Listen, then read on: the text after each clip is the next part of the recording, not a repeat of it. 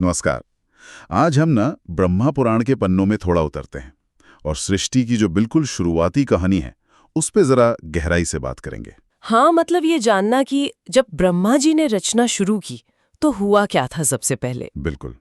कौन थे वो पहले जीव, और ये जो पूरा सृष्टि का ताना बाना है, आखिर ये बुना कैसे गया?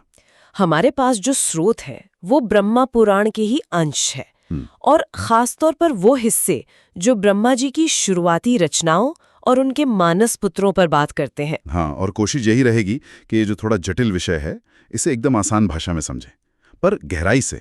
बिल्कुल गहराई से। तो देखिए, कहानी शुरू होती है ब्रह्मा जी के संकल्प से। सृष्टि रचने के लिए ना उन्होंने सबसे पहले कोई भौतिक शरीर नहीं बनाया। अच्छा। हाँ, बल्कि अपने मन से, अपने ध्यान से संतानें उत्पन्न की, जिन्हें मानस पुत्र कहते हैं। मानस पुत्र मन से जन्मे। हाँ, और सबसे पहले जो प्रकट हुए वो थे 4 कुमार, सनक, सनंदन, सनातन और सनत कुमार। हाँ हाँ, इनके नाम तो सुने। स्रोत बताते हैं कि ये चारों जो थे जन्म से ही मतलब परम ज्ञानी, एकदम निर्मल और वैराग्य से भरे हुए थे। और यहीं पर कहानी थोड़ा घूम जाती है ना? बिल्कुल।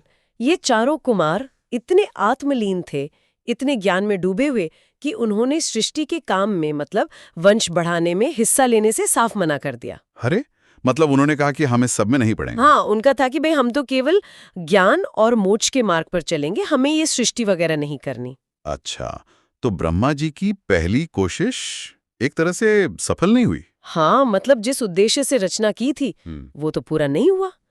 और ये देखकर ब्रह्मा जी को स्वाभाविक है क्रोध आया। कहते हैं कि उनके इसी तेज गुस्से से एक नील लोहित वर्ण वाले रुद्र की उत्पत्ति हुई। रुद्र यानी शिव जी के अंश। हाँ, माना तो यही जाता है कि ये शिव के ही अंश थे, और शायद ब्रह्मा जी ने सोचा होगा कि ये सृष्टि रचना में मदद करेंगे। पर कमाल की बात तो यह है, जैसा आपने पहले बताया, कि क्रोध से उत्पन्न होने के बाद भी हाँ, रुद्र ने भी वही रास्ता चुना जो कुमारों ने चुना था, तपस्या का। बिल्कुल। उन्होंने भी सृष्टि फैलाने के बजाय आत्म साधना को ही चुना। तो ब्रह्मा जी के शुरुआती 2 प्रयास कह सकते हैं, सृष्टि को आबादी से भरने में कामयाब नहीं हुए। ये तो बड़ी दिलचस्प बात है।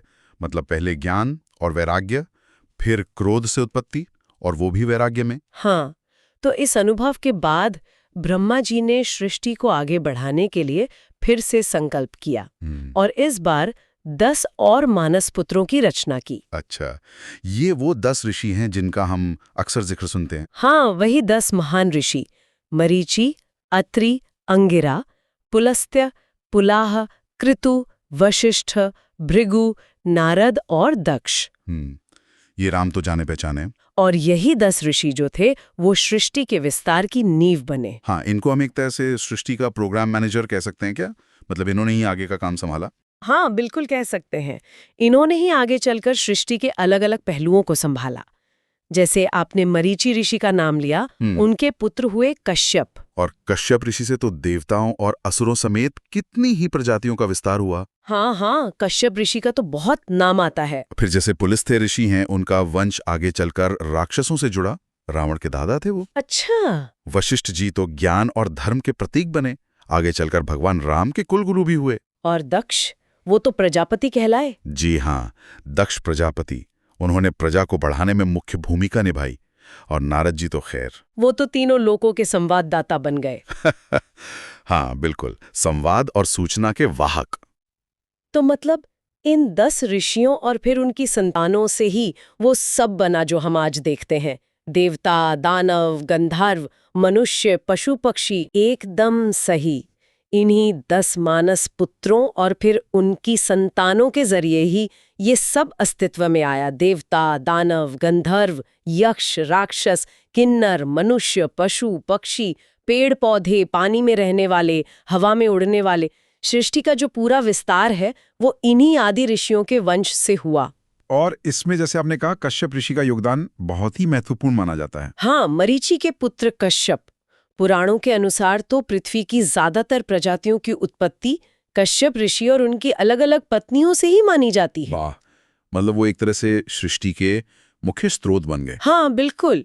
तो अगर हम पूरी कहानी को संक्षेप में देखें तो क्या निकलता है? यही कि सृष्टि की शुरुआत ब्रह्मा जी के मन या संकल्प से हुई। हाँ, मानस पुत्रों से। पहले आए 4 कुमार, फिर रुद्र, लेकिन वो ज्ञान और वैराग्य के रास्ते पर चले गए। बिल्कुल, उन्होंने सृष्टि में भाग नहीं लिया। फिर ब्रह्मा जी के क्रोध और नए संकल्प से 10 ऋषि उत्पन्न हुए।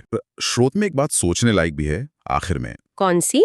यही कि ऐसा क्यों हुआ कि सृष्टि के बिल्कुल शुरू में, मतलब सीधे सृजन या विस्तार के बजाय, सबसे पहले ज्ञान और वैराग्य जैसी शक्तियां प्रकट हुई। ये गहरा सवाल है। क्या इसका कोई खास मतलब है? ये एक ऐसा सवाल है जिस पर श्रोता खुद भी सोच सकते हैं, विचार कर सकते हैं। सही बात है। और हाँ, ये कहानी आगे चलकर प्रजापति दक्ष के यज्ञ और फिर शिव पार्वती के प्रसंगों से भी जुड़ती है। हाँ, वो तो अपने आप में एक और बड़ी और विस्तृत कहानी है। बिल्कुल, उसकी चर्चा फिर कभी।